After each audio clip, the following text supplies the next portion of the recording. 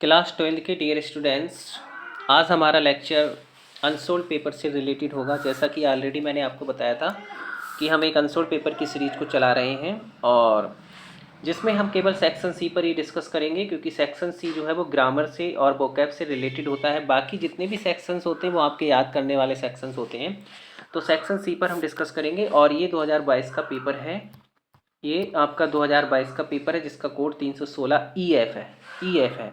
तो question number 4 जो होता है, जैसा कि मैंने आपको बताया था, ऑप्शनल होता है। इसमें 4 ऑप्शन दिए जाते हैं और 5 क्वेश्चंस होते हैं। प्रत्येक क्वेश्चन जो होता है वो 2 मार्क्स का होता है, 2 मार्क्स का पूछा जाता है। ठीक है, तो यहाँ पर ये पढ़ लेते हैं। यहाँ पर जो स्टेटमेंट है वो क्या कह रहा है, अनड्यू फेवर।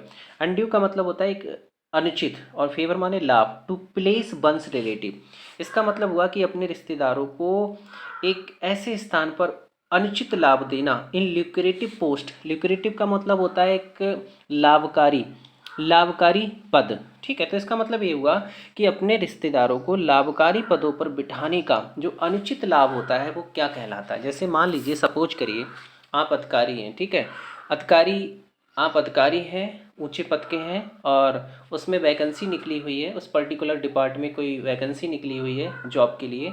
तो आप क्या करेंगे, सबसे पहले अपने रिश्तेदार को प्रेफर करेंगे, रिश्तेदार को जॉब देंगे वहाँ पर। भले ही वो आपका रिश्तेदार इस जॉब के लिए डिज़र्व ना करता हो, वो इतना योग्य ना हो, तो आप क्या करेंगे, अपने रिश्तेदार को क्या करेंगे, प्रेफर करेंगे। तो उसको हम बोलते हैं भाई भतीजावाद। हिंदी में क्या बोलते हैं इसको, भाई भतीजावाद।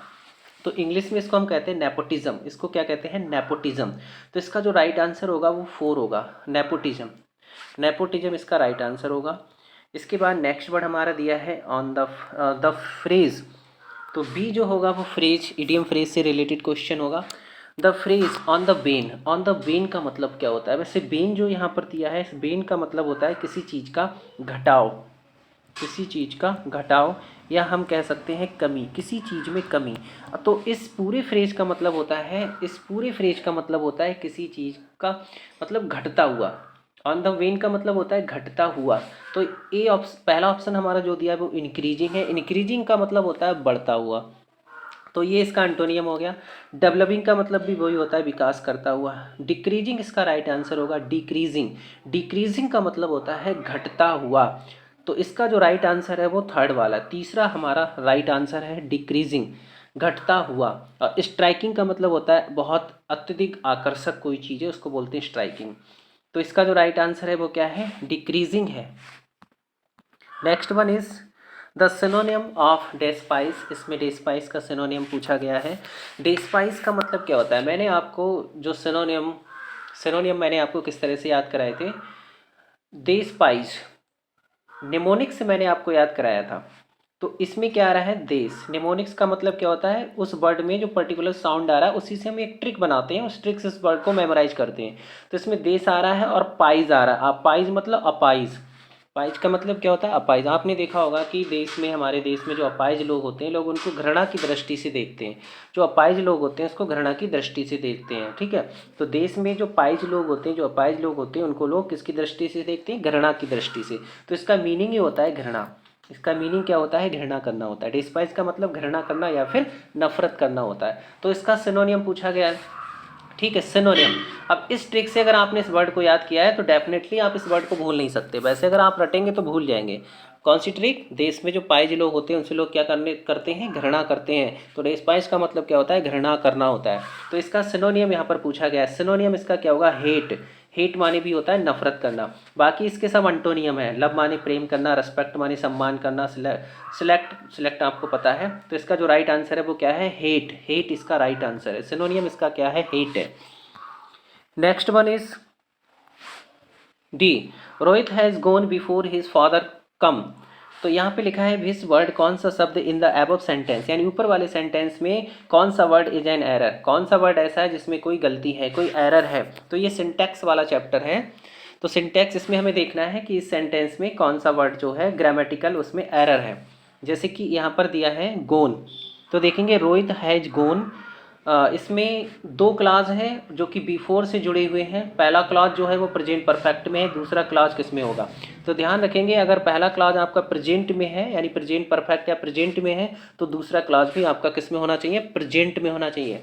जब ये प्रेजेंट में होगा तो फादर आपका सिंगुलर सब्जेक्ट है। जब ये सिंगुलर है तो इसके साथ वर्ब भी सिंगुलर आएगी। और वर्ब सिंगुलर कैसे बनती है, वर्ब में नाउन का ठीक उल्टा होता है। मतलब वर्ब में क्या होता है, अगर हम वर्ब में एस जोड़ देते हैं तो वो वर्ब कैसी हो जाती है, सिंगुलर। तो ये सिंगुलर हो गई, कम्स होगा यहाँ पर, कम्स होगा, ठीक है, कम नहीं होगा, यहाँ पर क्या होगा, कम्स होगा, ध्यान रखेंगे, कम्स होगा। तो इसमें कौन सा वर्ड ग्रामेटिकल, किस वर्ड में ग्रामेटिकल एरर है, कम में। तो हमारा जो राइट आंसर होगा वो कौन सा होगा, फोर्थ वाला होगा इसमें। Next one is the antonym of sewer. The antonym of sewer, sewer को भी ट्रिक से मैंने याद कराया था। ट्रिक जैसे अभी आपने देखा होगा जनवरी के महीने में बहुत ज़्यादा ठंड पड़ रही थी, तो सवेरे, इसका कीवर्ड निकल कर के आ रहा है सवेरे। तो सवेरे क्या होता है, सवेरे के समय बहुत तेज़ ठंड होती है, प्रचंड ठंड होती है सवेरे के। हाँ, सवेरे के समय क्या होती है, बहुत ज़्यादा तेज प्रचंड ठंड होती है, ठंड होती है, ठीक है। तो सीवर का मतलब क्या होता है, सीवर का मतलब होता है तेज, प्रचंड, बहुत तेज। तो ये इसका मीनिंग हो गया, तेज या प्रचंड। अब इसके ऑप्शन देख लेते हैं, ध्यान रखेंगे इसमें एंटोनियम पूछा गया, ये भी ध्यान रखेंगे क्या पूछा गया एग्जाम में, गलत करके नहीं आएंगे, ठीक है। एंटोनियम का मतलब क्या होता है, इसका नाम मतलब होता है विलोम शब्द, इसका उल्टा। तो यहाँ पर ऑप्शन देख लेते हैं हम, ऑप्शन क्या क्या दिए हैं। जैसे कि यहाँ पर ऑप्शन दिया है माइल्ड, पहला ऑप्शन ही हमारा राइट है, माइल्ड। माइल्ड का मतलब क्या होता है, माइल्ड का मतलब कोई चीज़ जो नरम है, बहुत नरम है, हल्की है, बिल्कुल मंद है। क्या है, मंद है। तो सीवर का मतलब प्रचंड हो गया, सवेरे से याद किया हमने, सवेरे के समय क्या होता है, बहुत तेज़ ठंड होती है, ठीक है, प्रचंड ठंड होती है। तो माइल्ड का मतलब नरम या मंद होता है, नरम या मंद या हल्का कह सकते हैं हम इसको, क्या कह सकते हैं, हल्का। तो इसका जो राइट आंसर होगा वो फर्स्ट वाला होगा। और बोल्ड का मतलब क्या होता है, इसका मतलब होता है साहसी, बोल्ड माने साहसी, इसका मतलब क्या होता है, साहसी। बोल्ड का मतलब होता है साहसी। यहाँ पे फर्टाइल दिया है, फर्टाइल का मतलब होता है उपजाऊ, जमीन जो उपजाऊ होती है उसको हम क्या बोलते हैं, फर्टाइल। जिसका एंटोनियम होता है बैरन, बैरन माने क्या होता है, बंजर। हाइड माने कोई चीज़ छिपी हुई है। तो इसका राइट आंसर हमारा क्या है, फर्स्ट वाला है। Next one is question number 5 जो है वो डिस्क्रिप्टिव होगा आपका, जिसमें आपको चेंज करना होगा, लिखा है चेंज एनी वन। ध्यान रखेंगे एनी वन की बात की गई है, एनी वन यानी दो होते हैं उसमें ए और बी, आपको किसी एक का आंसर देना होता है। यहाँ पर हम दोनों समझाएंगे आपके लिए। Change any one of the following into indirect narration, किसी एक को इनडायरेक्ट नरेशन में आपको क्या करना है, चेंज करना है। तो जैसे कि क्वेश्चन दिया है, मोहित सेड टू रीता, मोहित ने रीता से कहा, why did you stop here, तुम यहाँ क्यों रुकी। तो यहाँ पर ये वाला जो पार्ट हमारा है वो रिपोर्टिंग वर्ब है, और ये पार्ट है रिपोर्टेड स्पीच, जिसको इन्वर्टेड कॉमास के अंदर रखा जाता है। रिपोर्टेड स्पीच जो है वो इंट्रोगेटिव फॉर्म में है। जब ये इंट्रोगेटिव फॉर्म में होगा तो हम क्या करेंगे, said to is replaced by asked, यानी सेड टू को किससे रिप्लेस किया जाएगा, आस्क्ड से। तो ये बना मोहित आस्क्ड रीता। अब कॉमा इन्वर्टेड कॉमा के स्थान पे हम इंट्रोगेटिव में इफ़ या वेदर का भी यूज करते हैं, लेकिन अगर डब्ल्यू वाले वर्ड से कोई इंट्रोगेटिव सेंटेंस शुरू हो रहा है तो उस केस में इफ़ या वेदर का यूज नहीं करते हैं, बल्कि ये खुद कनेक्टिव का काम करते हैं। तो यहाँ पर हम क्या करेंगे, इन्वर्टेड कॉमा हटा देंगे, भाई से इसको जोड़ेंगे, भाई से इसको जोड़ा, भाई से इसको जोड़ा। इसके बाद इसका तरीका क्या होता है, पहले हम सब्जेक्ट को चेंज करते हैं। सब्जेक्ट इसमें हमारा है यू, जो कि सेकंड पर्सन है, और सेकंड पर्सन को ऑब्जेक्ट के अनुसार चेंज किया जाता है। मैंने आपको प्रीवियस वीडियो में बताया था कि मान लीजिए ये फर्स्ट है और ये रीता सेकंड है, जो पहले आया वो फर्स्ट है, जो बाद में आया वो सेकंड। तो सीधा सीधा समझ लेते हैं, जो सेकंड है उसको सेकंड के अनुसार चेंज कर लेते हैं, ठीक है ना। तो इसको हमने रीता के अनुसार चेंज करना है। तो चूंकि ये यू हमारा सब्जेक्ट केस है, इसको हम सब्जेक्ट केस में ही चेंज करेंगे, किसके अनुसार, रीता के अनुसार। तो यू को जब रीता के अनुसार चेंज हमने किया तो क्या हो गया, वो सी हो गया। इसके बाद यहाँ पर हैड आया और स्टॉप्ड आया, इसको भी समझ लेते हैं हैड कैसे आया। यहाँ पर क्या है, मैंने एक हिंट्स दिया है आपके लिए, थोड़ा समझ लेंगे। अगर डायरेक्ट स्पीच में आपका स्ट्रक्चर ये बन रहा है, डिड है, सब्जेक्ट, मेन वर्ब की फर्स्ट फॉर्म है, लिखा है यहाँ पर डिड है, सब्जेक्ट है और मेन वर्ब की फर्स्ट फॉर्म है। अगर ये स्ट्रक्चर आपका बन रहा है तो इनडायरेक्ट में हम क्या करेंगे, पहले सब्जेक्ट को लिखेंगे, इसके बाद मतलब ये पास्ट इंडेफिनिट का है तो उसमें हम हैड लाएंगे और MB3 का प्रयोग करेंगे। तो इसी तरह से यहाँ पर हमने बनाया, पहले हमने यू को चेंज किया रीता के अनुसार, सी हो गया, ठीक, इसके बाद हैड का यूज किया, हैड के बाद जो मेन वर्ब है स्टॉप उसको कर दिया स्टॉप्ड, इसके बाद यहाँ पर जो हेयर है उसका हो गया देयर। और ध्यान रखेंगे लास्ट में इनडायरेक्ट में हमेशा फुल स्टॉप का ही यूज किया जाता है। इसके बाद नेक्स्ट दिया इसका दूसरा वाला, इसको भी समझ लेते हैं।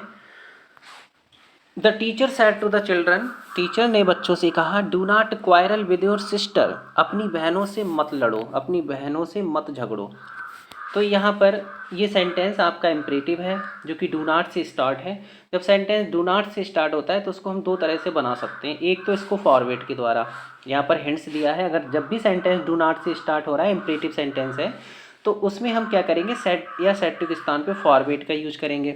फॉरवर्ड का मतलब इनकार करना या मना करने से होता है, तो ये खुद अपने आप में नेगेटिव वर्ड होता है, ठीक है। और जो कामा इन्वर्टेड कामा है उसको हम रिप्लेस कर देंगे टू से। किससे रिप्लेस कर देंगे, टू से। और जो डू नॉट होता है उसको हम क्या कर देंगे, हटा देते हैं, क्योंकि फॉरवर्ड खुद एक नेगेटिव वर्ड है, इनकार किया या मना किया, तो डू नॉट को क्या कर देते हैं, हटा देते हैं। तो इसके अनुसार कैसे बनेगा, द टीचर सेड टू, तो सेड टू का यहाँ पर क्या कर दिया, forward, said to is replaced by forward, तो the teacher forward the children comma inverted comma is replaced by to, यहाँ पर टू लगा दिया, ठीक है। इसके बाद डू नॉट को बिल्कुल हटा देते हैं, ये डू नॉट हटा दिया हमने, इसको हटा दिया। फिर क्या बचा, क्वारल, क्योंकि टू जो होता है वो हमेशा वर्ब से पहले ही आता है, क्योंकि वर्ब से पहले आने पर ये क्या बनाता है कि इन्फिनिटिव बनाता है। क्वारल हो गया, इसके बाद विद हो गया, विद के बाद योर चेंज करेंगे, योर सेकंड पर्सन का प्रोनाउन है और पजेजिव केस है, जिस केस में हमारा प्रोनाउन होता है वो उसी रूप में ही चेंज किया जाता है। ये पजेजिव में है तो पजेजिव में इसको चेंज करेंगे चिल्ड्रन के अनुसार, ठीक है। अब चिल्ड्रन जो है बहुत से बच्चे हैं, बहुत से बच्चे हैं, तो इसका जो प्रोनाउन होगा सब्जेक्ट केस में वो क्या होगा, दे होगा, और पजेजिव केस में इसका प्रोनाउन क्या होगा, दियर होगा। तो यहाँ पर हम क्या कर देंगे, दियर, और कर देंगे सिस्टर। अब सपोज करिए यहाँ पर चिल्ड्रन ना होकर अगर होता चाइल्ड केवल, अगर होता चाइल्ड एक ही बच्चा है तो उस केस में प्रोनाउन ही कर सकते थे, तो ही का यहाँ पर हो जाता है हिज, लेकिन जब बहुवचन है तो यहाँ पर क्या करेंगे, डियर, डियर सिस्टर। तो ये बना आपका। इसका दूसरा तरीका भी देख लेते हैं। दूसरा तरीका इसका ये होता है बनाने का, दूसरा मेथड, इसमें हम क्या करते हैं, जो सैड या सैड टू होता है वो रिपोर्टेड स्पीच के भाव के अनुसार उसको हम ऑर्डर में बदल सकते हैं, एडवाइस में या फिर रिक्वेस्टेड में, जैसा उसमें भाव है।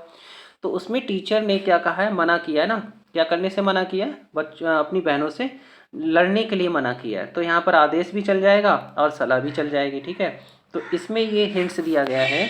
यहाँ पर अगर इस तरह से इसको बना रहे हैं तो सैड या सैड टू तो ये हो गया आपका ऑर्डर्ड, एडवाइज्ड या फिर रिक्वेस्टेड। इसमें कामा इन्वर्टेड कामा को हम बिल्कुल हटा देते हैं और जो डू नॉट या डोंट या डू नॉट होता है उसको नॉट टू में चेंज कर देते हैं, ठीक है। अब देखो ये कैसे बना, ये बना यहाँ पर आपका the teacher order the children का क्या हो गया, the teacher order the children, ठीक है। इसके बाद यहाँ पर कामा इन्वर्टेड कामा को बिल्कुल हटा दिया है और डू नॉट का क्या हो गया, not to quarrel with dear sister, ये आपका इनडायरेक्ट स्पीच हो गया। अब बी में क्या पूछा है, कंबाइन, आपको कंबाइन करना है any one of the following as directed.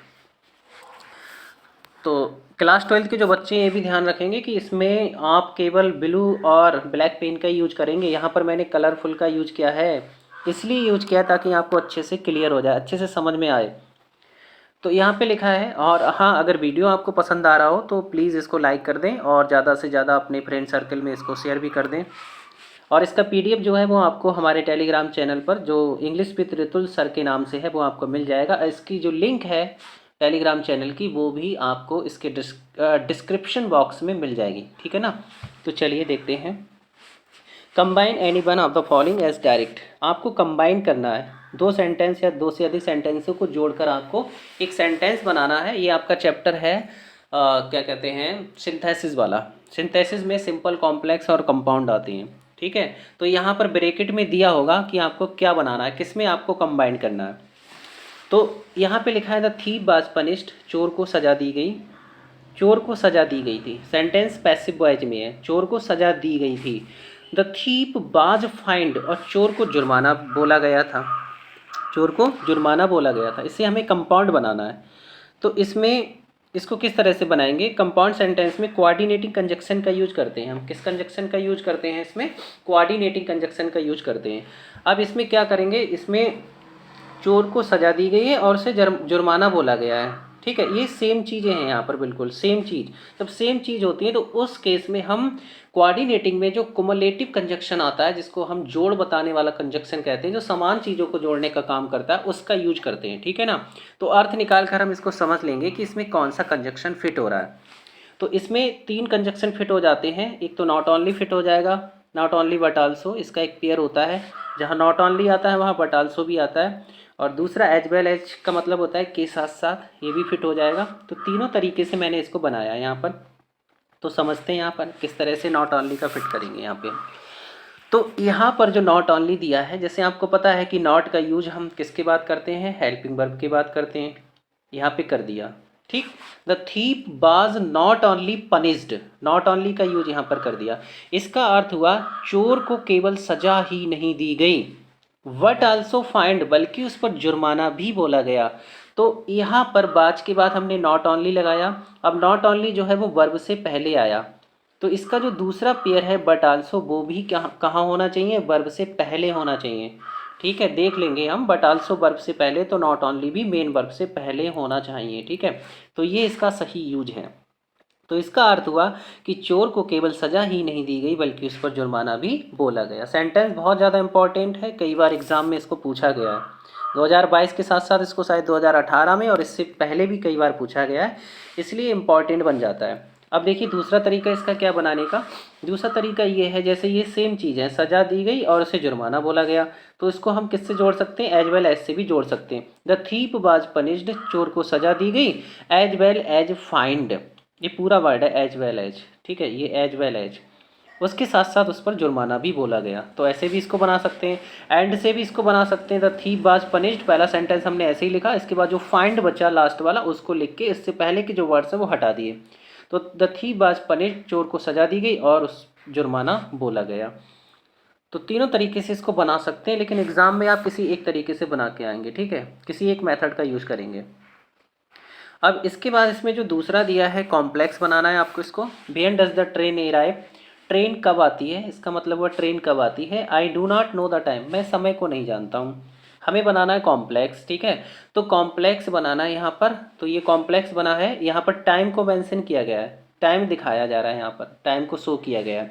जब टाइम को शो किया जाता है तो टाइम के लिए हम व्हेन का यूज करते हैं। यहाँ पर व्हेन जब जोड़ने का काम करता है तो उसका मतलब होता है कब, और जब ये इंट्रोगेटिव प्रोनाउन के रूप में आता है तो उसका मतलब क्या होता है, तब भी इसका मतलब जब ही होता है ना, तब इसका मतलब होता है जब, नहीं जब नहीं होता है, तो उसका मतलब होता है कब। एक मिनट, कब होता है इसका मतलब। ठीक है, तो यहाँ पर इसका मतलब क्या है, कब है, कब है।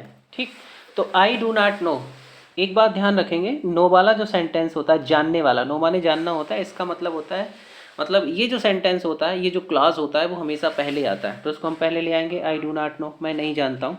इसके बाद भियन ऑलरेडी इसमें दिया है, तो भियन से इसको हम जोड़ देंगे, भियन। भियन, एक बात और ध्यान रखेंगे, हाँ एक बात और ध्यान रखेंगे यहाँ पर, जैसे मान लीजिए इस सेंटेंस में दोनों क्लॉज इस समय अलग अलग हैं, ये क्लॉज अलग है और ये क्लॉज अलग है। अब हमें इसे जोड़ने का काम कर रहे हैं, जोड़ के इसके हमको क्या बनाना है, कॉम्प्लेक्स बनाना है। तो नो वाला सेंटेंस ध्यान रखेंगे पहले आता है। दूसरी बात, जब ये इंट्रोगेटिव, ये वाला सेंटेंस जो है, पहला क्लॉज जो है वो किस में है, इंट्रोगेटिव फॉर्म में है। इंट्रोगेटिव फॉर्म में जब हम इसको कंबाइंड करेंगे तो ये असर्टिव में हो जाएगा। किस में हो जाएगा, असर्टिव में। जैसे इसमें क्या है, ये हेल्पिंग वर्ब दिया है यहाँ पर, और ये ट्रेन क्या है, सब्जेक्ट है, और ये क्या है, मेन वर्ब है। इधर ये क्वेश्चन वर्ड है। जब हम इसको जोड़ेंगे तो इसमें क्या होगा, सब्जेक्ट पहले आएगा। जैसे कि डायरेक्ट से इनडायरेक्ट हम चेंज करते हैं इंट्रोगेटिव का, तो उसमें क्या करते हैं, सब्जेक्ट पहले आता है, उसके बाद हेल्पिंग वर्ब अगर है तो वो आती है, नहीं तो मेन वर्ब आता है, फिर ऑब्जेक्ट और अदर वर्ड्स आते हैं। सेम इसी तरह से हम इसको फॉलो करेंगे। यहाँ पर सबसे पहले हम ट्रेन को लिखेंगे, सब्जेक्ट हमने लिख दिया ट्रेन। इसके बाद इस सेंटेंस को जब हम असर्टिव बनाएंगे तो ये सेंटेंस हमारा प्रेजेंट इंडेफिनिट में है, और प्रेजेंट इंडेफिनिट का जब हम असर्टिव बनाते हैं सेंटेंस को, तो उस केस में डू और डज जो होता है वो हट जाता है, डू डज नहीं आता है, और वहाँ पर वर्ब आती है। अब वर्ब आएगी सब्जेक्ट के अनुसार, जब यहाँ सब्जेक्ट हमारा सिंगुलर है ट्रेन, तो यहाँ वर्ब भी सिंगुलर होगी। और वर्ब सिंगुलर कैसे होगी, जब हम उसमें एस को ऐड करेंगे। तो यहाँ पर एस को ऐड कर दिया, वर्ब हो गई सिंगुलर। तो ये बना आई डू नॉट नो, मैं नहीं जानता हूँ ट्रेन कब आती है। ठीक, आई होप आपको क्लियर हो गया होगा। अब नेक्स्ट जो क्वेश्चन होगा आपका वो होगा ट्रांसफॉर्मेशन से। तो यहाँ लिखा है ट्रांसफॉर्म करें any one of the following as direct. तो ट्रांसफॉर्मेशन में क्या होता है, इसमें सेंटेंस को हम क्या करते हैं, चेंज तो करते हैं, उसका रूप बदल जाता है, लेकिन उसका जो मीनिंग होता है, जो अर्थ होता है, वो सेम रहता है। तो इसमें ये डिग्री से रिलेटेड क्वेश्चन है। Kashmir is not so hot as Bhopal. इसका मतलब हुआ कश्मीर इतनी गर्म नहीं है जितना कि भोपाल है। तो डिग्री हमारी कौन सी है यहाँ पर, ये डिग्री को हम पहचानेंगे। सबसे पहले डिग्री है पॉजिटिव। कैसे पहचाना, क्योंकि यहाँ पर पॉजिटिव में क्या होता है, सो एज का यूज किया जाता है या फिर एज का यूज किया जाता है। तो डिग्री पॉजिटिव है और इस पॉजिटिव डिग्री को आपको किस में चेंज करना है, कंपैरेटिव में। ब्रैकेट में लिखा है कंपैरेटिव में। तो कंपैरेटिव में इसको किस तरह से चेंज करेंगे, कंपैरेटिव में इसको यहाँ पर हिंट्स दिया है मैंने, किस तरह से करेंगे। अब यहाँ पर एक बात ध्यान रखेंगे, केवल इसमें कंपैरिजन जो है, तुलना केवल दो के बीच हो रही है, कश्मीर और भोपाल के बीच। तो जब दो के बीच तुलना होती है तो उस केस में केवल पॉजिटिव या कंपैरेटिव ही बनता है, सुपरलेटिव नहीं बनता है। तो चूंकि यहाँ पर पॉजिटिव बना हुआ है, हमें इसका कंपैरेटिव बनाना है। तो कंपैरेटिव के लिए हम क्या करेंगे, यहाँ हिंट्स में लिखा है एज के बाद का नाउन या प्रोनाउन। यहाँ पर जो एज दिया है इसके बाद जो भी नाउन या प्रोनाउन आएगा वो सबसे पहले लेंगे हम, ठीक है ना। इसके बाद हम वर्ब का यूज करेंगे, इसमें वर्ब है एज, इज का यूज करेंगे। दूसरी बात, अगर सेंटेंस में ट्रांसफॉर्मेशन में ये रूल होता है, अगर सेंटेंस में नॉट है तो दूसरे को ट्रांसफॉर्म करते समय उसमें नॉट को हटा देते हैं, और अगर नॉट नहीं होता है तो हम क्या करते हैं, बढ़ा देते हैं। जैसे यहाँ पर नॉट नहीं है तो हम यहाँ पर नॉट का यूज़ नहीं करेंगे।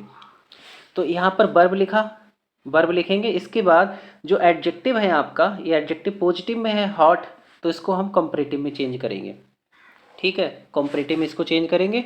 अब ध्यान रखेंगे कंपैरेटिव के तुरंत बाद क्या आता है, देन आता है, देन आता है, देन के बाद नाउन या प्रोनाउन आता है, ये नाउन या प्रोनाउन। अब कौन सा वाला नाउन या प्रोनाउन आएगा, ये शुरू वाला नाउन या प्रोनाउन आएगा। तो इस स्ट्रक्चर के अनुसार इसको बनाएंगे। तो सबसे पहले यहाँ पर क्या आया, भोपाल, ये भोपाल इधर आ गया, ठीक। इसके बाद एच के बाद का नाउन या प्रोनाउन, यानी कि भोपाल यहाँ पर आ गया। इसके बाद यहाँ पर क्या है, वर्ब। अब वर्ब क्या है, इज, इज आ गई। इज के बाद यहाँ पर क्या है, कंपैरेटिव, वर्ब के बाद प्लस क्या है, कंपैरेटिव। अब कंपैरेटिव हॉट, ये हॉट एडजेक्टिव है, इसका कंपैरेटिव क्या होगा, हॉटर, हॉटर, इसका होगा हॉटर। अब यहाँ पर आपने कंपैरेटिव में ई जोड़ा, लेकिन लास्ट में डबल टी क्यों हो गया, ये भी आपको समझना है। देखिए डबल टी ऐसे हो जाता है, कुछ वर्ड्स ऐसे होते हैं, जैसे अगर लास्ट में कॉन्सोनेंट है उससे पहले एक वोवेल है, तो उस केस में अगर हम कोई भी सफिक्स ऐड कर रहे हैं तो अंतिम अक्षर को क्या करेंगे, डबल करेंगे। तो इसमें हॉट में क्या है, हॉट में कॉन्सोनेंट है, इससे पहले ओ एक वोवेल है। अब इसमें हम ई आर को ऐड कर रहे हैं तो अंतिम लेटर को क्या करेंगे, डबल करेंगे। तो इसलिए यहाँ पर डबल कर दिया, डबल टी बना दिया। अगर आपने सिंगल टी बनाई है, केवल इस तरह से हॉटर लिखा, तब भी ये सेंटेंस आपका गलत रहेगा, ठीक है। तो ध्यान रखेंगे, हॉटर हो जाएगा। तो ये कंपैरेटिव बना, इसके तुरंत बाद किसका यूज किया जाएगा, देन का, देन का यूज कर दिया, फिर ये कश्मीर आ जाएगा यहाँ पर, ठीक है। तो ये बना Bhopal is hotter then Kashmir. तो इसका मतलब हुआ कि भोपाल कश्मीर से ज़्यादा गर्म है। तो इन दोनों का अर्थ बिल्कुल सेम है। एक बार फिर से मैं इसका हिंदी मीनिंग आपको बता रहा हूँ। दोनों का मीनिंग एक है लेकिन दोनों का रूप बदल गया। Kashmir is not so hot as Bhopal, Kashmir इतना गर्म नहीं है जितना कि भोपाल है। कश्मीर इतना गर्म नहीं है जितना कि भोपाल है। इसका मतलब क्या हुआ, भोपाल जो है वो भोपाल कश्मीर से ज़्यादा गर्म है। तो ये आपकी डिग्री बनी। अब इसमें जो सेकंड क्वेश्चन है वो पैसिव वॉइस से रिलेटेड है, पैसिव वॉइस से, पैसिव वॉइस, ठीक। तो ध्यान रखेंगे यहाँ पर जो व्हाट वर्ड दिया है, जैसे व्हाट दिया है और मेड क्या है, मेन वर्ब है, ये है मेन वर्ब, मेन वर्ब, ठीक, मेन वर्ब है, इधर ये ऑब्जेक्ट है, बाकी कॉम्प्लीमेंट है। तो इसमें व्हाट का यूज जो है, जैसे एक सेंटेंस ही है, मान लीजिए व्हाट आर यू डूइंग, आप क्या कर रहे हो, what are you doing, what are you doing, आप क्या कर रहे हैं। तो इसमें जो व्हाट वर्ड दिया है, इसमें जो व्हाट वर्ड दिया है वो इंट्रोगेटिव प्रोनाउन के रूप में आया है, क्योंकि यहाँ पर यह हेल्पिंग वर्ब है और ये क्या है, इंट्रोगेटिव प्रोनाउन के रूप में आया हुआ है। लेकिन यहाँ पर जो व्हाट है वो एक सब्जेक्ट की तरह काम कर रहा है, एक सब्जेक्ट की तरह काम कर रहा है, क्योंकि ये डायरेक्ट इसके बाद मेन वर्ब दी है, मेड। तो इसका मतलब ये हुआ कि किसने तुमको प्रसन्न किया, मतलब इसका मतलब ये हुआ कि ऐसी क्या चीज़ थी, ऐसी क्या बात थी जिसने तुमको प्रसन्न किया, ये इसका मतलब है यहाँ पर आ रहा है। तो जब ये व्हाट जो है वो एक सब्जेक्ट की तरह काम करे तो उस केस में हम क्या करेंगे, इस व्हाट का हो जाएगा बाई व्हाट। बाई व्हाट, जैसे आप हु को बनाते हैं बाई होम के द्वारा, इसी तरह से व्हाट का क्या हो जाएगा, बाई व्हाट। सेंटेंस हमारा पास्ट इंडेफिनिट में है, तो यहाँ पर हम बाज या बर का यूज करेंगे। तो यहाँ पर जो यू है, यू जो है वो क्या है, यू, यू यहाँ पर ऑब्जेक्ट की तरह है, तो इधर आएगा ये सब्जेक्ट बनेगा, तो इसके अनुसार यहाँ पर वर आएगा, यू के साथ यहाँ पर वर आएगा। तो व्हाट बर यू, इसके बाद मेड की थर्ड फॉर्म मेड ही होती है, और फिर हम क्या लिखेंगे, हैप्पी लिखेंगे। तो ये इसका पैसिव वॉइस बना। इस तरह से आप बना लेंगे स्ट्रक्चर। जैसे मान लीजिए इंट्रोगेटिव स्ट्रक्चर में है ना, तो ये क्या आया, मान लीजिए क्वेश्चन वर्ड की तरह काम करने लगा, हेल्पिंग वर्ब हो गया, सब्जेक्ट हो गया, इधर मेन वर्ब हो गया, फिर इसके बाद अदर वर्ड। तो इस तरह से इसको बना लेंगे, ठीक है, पैसिव वॉइस को। अब नेक्स्ट यहाँ पर जो क्वेश्चन होगा वो आपका होगा सिंटैक्स से, यानी सिंटैक्स आपका 4 मार्क्स का आता है, एक 2 मार्क्स का आपका ऑप्शनल आता है, दूसरा 2 मार्क्स का आपका कैसा आता है, डिस्क्रिप्टिव आता है, आपको बना के दिखाना होता है। तो यहाँ पर लिखा है correct any one of the following sentence. किसी एक निम्नलिखित सेंटेंस में, निम्नलिखित सेंटेंस में, यहाँ पर सेंटेंसेज होगा, सेंटेंसेस, तो निम्नलिखित सेंटेंसेस में किसी एक को करेक्ट कीजिए। एग्ज़ाम में आपको किसी एक को ही करेक्ट करना है, दोनों करके नहीं आना। अगर दोनों करेक्ट कर देंगे तो आपको किसी का भी नंबर नहीं मिलेगा। ज़्यादा ओवर कॉन्फिडेंस नहीं दिखाना, एग्ज़ाम में जितना पूछा गया उतना ही आंसर आपको उसमें देना है, ठीक है। तो देखते हैं, he could not secure passing mark. Passing marks, क्या एरर है इसमें, तो इसमें ध्यान रखेंगे जो पासिंग होता है इसको हम कभी भी पासिंग नहीं लगते, बोलते हैं पासिंग मार्क, कहते नहीं कि मेरे पासिंग मार्क भी नहीं आ सके, मतलब बोलते तो पासिंग, लेकिन ग्रामेटिकल अगर देखा जाए तो ये गलत होता है, इसको हम पासिंग नहीं बोलते, पास बोलते हैं, पास मार्क। तो he could not secure pass mark, वह पास मार्क्स भी सिक्योर नहीं कर सका। एक बात और, एग्ज़ाम में कभी कभी मार्क भी लिख कर आ जाता है, पास मार्क, तो मार्क भी गलत होता है, मार्क का मतलब होता है चिन्ह, निशान, सही क्या होगा, मार्क्स। इसके बाद दूसरा यहाँ पर दिया है इफ़ ही विल कम, यदि वह आएगा तो आई शैल टीच हिम, मैं उसे पढ़ाऊँगा। तो इसमें 2 क्लास हैं और ये कंडीशनल वाला सेंटेंस है, इसमें 2 क्लास है, बहुत ही ज़्यादा इंपॉर्टेंट है। तो इसमें इफ़ जो है वो सबॉर्डिनेट क्लास है, ये सबॉर्डिनेट क्लास है, और आई शैल टीच हिम ये प्रिंसिपल यानी कि मेन क्लास है। तो मेन क्लास अगर आपका फ्यूचर में है, अगर उसमें शैल या बिल आपको दिखाई दे रहा है, तो इफ़ वाला जो क्लास बनेगा वो आपका प्रेजेंट इंडेफिनिट में बनेगा। ध्यान रखेंगे कि मेन क्लास फ्यूचर में बनेगा, तो प्रिंसिपल क्लास आपका यानी कि इफ़ वाला क्लास जो है वो प्रेजेंट इंडेफिनिट में बनेगा। तो जब ये प्रेजेंट इंडेफिनिट में बनेगा तो यहाँ पर हम क्या करेंगे, बिल को हटाएंगे और कम का कम से करेंगे। ही सी इट एक वचन जो सब्जेक्ट होते हैं उनके साथ वर्ब में ऐसे ही इसको ऐड करते हैं। क्यों ऐड करते हैं, क्योंकि वर्ब भी हमें वहाँ पर सिंगुलर करनी होती है, क्योंकि सब्जेक्ट हमारा सिंगुलर है तो वर्ब भी सिंगुलर होनी चाहिए। तो ये कॉन्सेप्ट बहुत ज़्यादा इंपॉर्टेंट है, एग्ज़ाम में बहुत पूछा जाता है, कॉम्पिटिटिव एग्ज़ाम में भी बहुत पूछा जाता है। और इंटर की ग्रामर तो बहुत ही ज़्यादा इंपॉर्टेंट होती है, इसको बहुत ही अच्छे से पढ़ना चाहिए सभी बच्चों को, क्योंकि मोस्टली बच्चे क्या होते हैं, ग्रामर को यानी कि इंग्लिश को, इंटर की इंग्लिश को इग्नोर करते हैं। अगर आप एसएससी जैसे एग्ज़ाम की तैयारी करेंगे, तो अगर आप इंटर की इंग्लिश को इग्नोर करेंगे तो आप एसएससी जैसे एग्ज़ाम को क्रैक नहीं कर पाएंगे। तो आइए देखते हैं नेक्स्ट। हाँ, नेक्स्ट ये दिया है यहाँ पर, नेक्स्ट दिया है, ये होमोफोन से रिलेटेड होगा। Use any one of the following pairs of words in your own sentences to make the difference in their meaning clear. इसका मतलब क्या हुआ, use any one of the following pair, निम्नलिखित जो पेयर हैं, एक पेयर ये है और एक ये वाला पेयर है, 2 जोड़े हैं इसमें, तो इसमें से किसी आपको एक पेयर का यूज करना है अपने सेंटेंस में। और क्यों यूज करना है, ताकि उसका क्लियर, उसका जो मीनिंग है वो, उसका जो अंतर है, उसमें जो अंतर है, जो डिफरेंस है, उसका जो मीनिंग है, जो अर्थ है, वो क्लियर हो सके, स्पष्ट हो सके।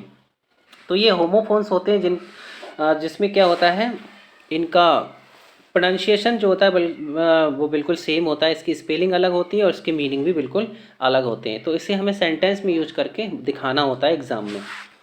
इसकी हिंदी अर्थ जो होता है वो नहीं लिखना होता है। जैसे यहाँ पर, जैसे मान लीजिए आप एक पेयर का यूज करेंगे, एग्जाम में आप एक ही पेयर का यूज करेंगे, दोनों का यूज़ नहीं करेंगे। इसका यूज करके हम दिखा रहे हैं यहाँ पर।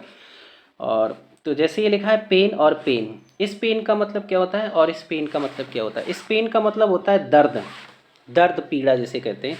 और इस पेन का मतलब होता है जो विंडो की विंडो होता है उस पर जो शीशा लगा हुआ होता है उसको हम पेन बोलते हैं, पेन, उसको पेन बोलते हैं। वैसे तो एक ये वाला पेन होता है, इसका मतलब क्या होता है? कड़ाई। एक ये होता है पेन, इसका मतलब होता है PEN, पेन का मतलब होता है कलम या पेन।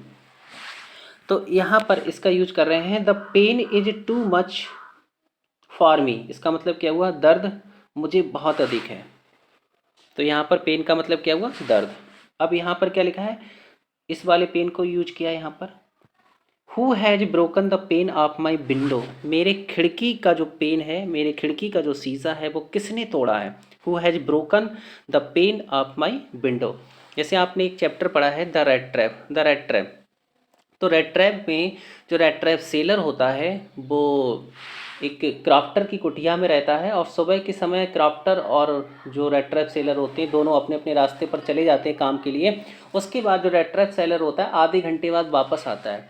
वो आधे घंटे बाद वापस आता है, क्यों वापस आता है?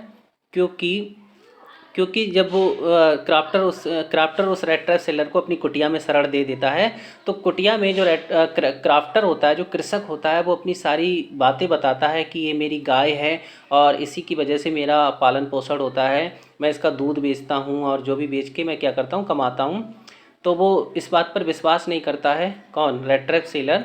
तो वो अपना जो थैला होता है वो दिखाता है, उसमें 30 क्रोनर्स होते हैं, उसको वो दिखाता है।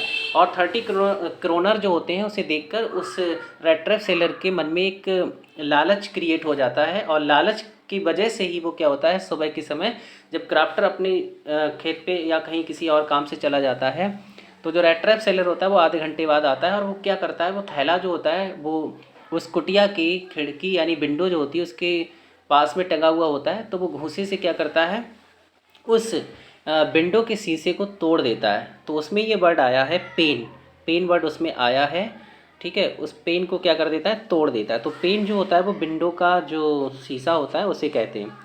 तो आई होप आपको ये सारे वर्ड्स क्लियर हो गए होंगे। इसके बाद यहाँ पर आप देखेंगे, चलिए इसका भी यूज कर लेते हैं। एग्ज़ाम में केवल आपको एक ही वर्ड का यूज करना है, इसका भी यूज करते हैं। चलो,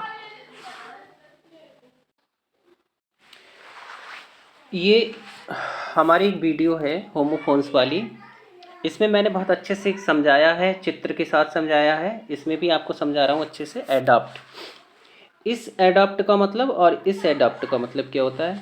इस एडॉप्ट का मतलब होता है एडजस्ट करना, अपने आप को मॉडिफाई करना, मतलब अनुकूल करना या फिर ढालना कहते हैं जिसे, ठीक है। तो इसको इस ट्रिक से मैंने याद कराया। जैसे इसमें आप देखेंगे कॉमन क्या है, इसमें अलग क्या है वो देखेंगे। जैसे इसमें ए अलग है और इसमें ई अलग है, बाकी जितने भी लेटर हैं वो सेम है बिल्कुल। इसमें ए आ रहा है, इसमें ई आ रहा है। तो एग्ज़ाम में कोई कन्फ्यूजन क्रिएट ना हो, तो इसलिए मैंने यहाँ पर ट्रिक का यूज किया। जैसे ए आ रहा है तो ए का मतलब क्या होता है, एटमॉस्फेयर। एटमॉस्फेयर का मतलब क्या होता है, मौसम, वातावरण। तो अपने आप को किस में ढाला जाता है, वातावरण में ढाला जाता है। इस तरह से इसको याद रखेंगे। ए आ रहा है, ए का मतलब एटमॉस्फेयर होता है, एटमॉस्फेयर में अपने आप को ढाला जाता है, अनुकूल बनाया जाता है। तो इस तरह से आप इसको मेमोराइज कर लेंगे। अब यहाँ पर जैसे यहाँ पर इस वर्ड का यूज सेंटेंस में किया है। एनिमल्स जो होते हैं वो अडाप्ट कर लेते हैं देमसेल्फ, माने खुद को, टू द क्लाइमेट, यानी कि जानवर जो होते हैं वो खुद को क्लाइमेट में अपने आप को क्या कर लेते हैं, ढाल लेते हैं। तो इस तरह से इसका यूज करेंगे। अब दूसरा जो एडेप्ट दिया है इसका मतलब होता है एक्सपर्ट। इसका मतलब एक्सपर्ट यानी कि प्रोफिशिएंट, एक्सपर्ट, या जिसको हिंदी में हम कहते हैं दक्ष, निपुण। हिंदी मीनिंग आपको नहीं लिखना है ना, ये आपको सब कुछ लिखना है, ये भी नहीं लिखना है। ये केवल आपको याद करने के लिए यहाँ पे लिखा हुआ है ताकि आप इसको समझ सकें। क्योंकि जब आपको इसका मीनिंग नहीं पता होगा, क्लियर नहीं होगा, तो आप उसका यूज सेंटेंस में कैसे कर सकते हैं। तो इसको इस ट्रिक से मैंने याद कराया है। ई, देखो इसमें ई आ रहा है, और ई का मतलब क्या होता है, एक्सपर्ट। ई का मतलब क्या होता है, ये एक्सपर्ट होता है। तो जिसमें ई आ जाए उसका मतलब होता है एक्सपर्ट। तो इस एडेप्ट का मतलब क्या हुआ, एक्सपर्ट। तो इस वर्ड का यूज यहाँ पर हम करेंगे इस तरह से, he is adept in teaching. वह पढ़ाने में क्या है, वह पढ़ाने में दक्ष है, निपुण है। तो he is adept in teaching कर सकते हो, इन टीचिंग कर सकते हो, सिंगिंग कर सकते हो, ठीक है, सिंगिंग कर सकते हो, कुकिंग कर सकते हो, गाने में एक्सपर्ट है, कुकिंग में एक्सपर्ट है, डांसिंग में एक्सपर्ट है, आप कुछ भी लिख सकते हो। लेकिन आईएनजी लगाएंगे, क्योंकि इन है ना, इनके बाद अगर कोई वर्ब आ रही है तो उसमें आईएनजी ज़रूर लगाते हैं। ठीक है, तो इस तरह से बहुत छोटा सेंटेंस है, सिंपल सेंटेंस है, केवल आपको सेंटेंस में वर्ड का यूज करना है। तो फ्रेंड्स, ये थे हमारे क्वेश्चंस। तो मिलते हैं नेक्स्ट वीडियो में। Thanks for watching.